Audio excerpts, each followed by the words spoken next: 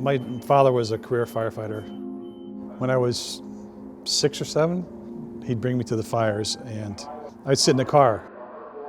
At that age, your dad's superhero was a fireman. As I got older, I got involved more. I was, fighting fires since I was probably 14 years old. And we're first responders here, so it could be a little Band-Aid call or it could be a cardiac arrest. For a few years, people kind of bothered me about my drinking. I'm just drinking like everybody else. Why is everybody bugging me? And it wasn't like it just, boom, it happened. It was just slowly, over my whole career, little things, a little more, until the end. It was, the last couple of years, it was the anxiety was overwhelming.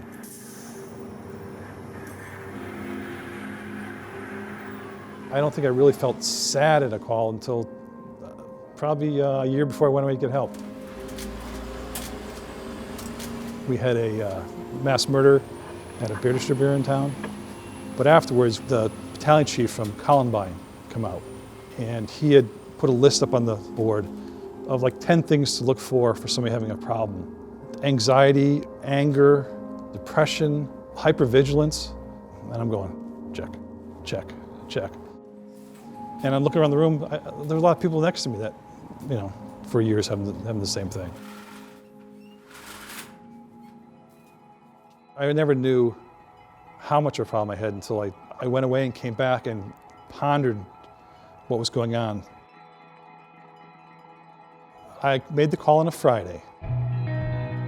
At first, I was scared. When I left detox, grabbed my bags, walked across the street to the uniform service program, still not really knowing what I was getting into. And the first thing I did was in the afternoon, they were just about to start a yoga class. And I can remember this like it was yesterday. Got all these firemen and a couple of police officers, and we're gonna do yoga. And I just remember thinking like, wow, this is what we're gonna be doing? But after I started it, it was the most amazing feeling. After that, it was like second nature. And after a day or two in there, I was actually relaxing. I was actually getting something out of it. The meditation, the group stuff, the ACT stuff, my mind started calming down and I actually started taking in the information. Within 2 days of doing that, I started sleeping through the night. I'm going, this is crazy. This is the first thing that really actually did something for me. I think the peer support makes the program. You're with a team, you're going through this all together. You got to know everybody and what brought them to the program. When I was there, you're busy probably 12, 14 hours a day. And you're tired, but still you go back to the house and you end up talking until midnight. Sad stuff, tear-jerking stuff, working your way through it with your peers.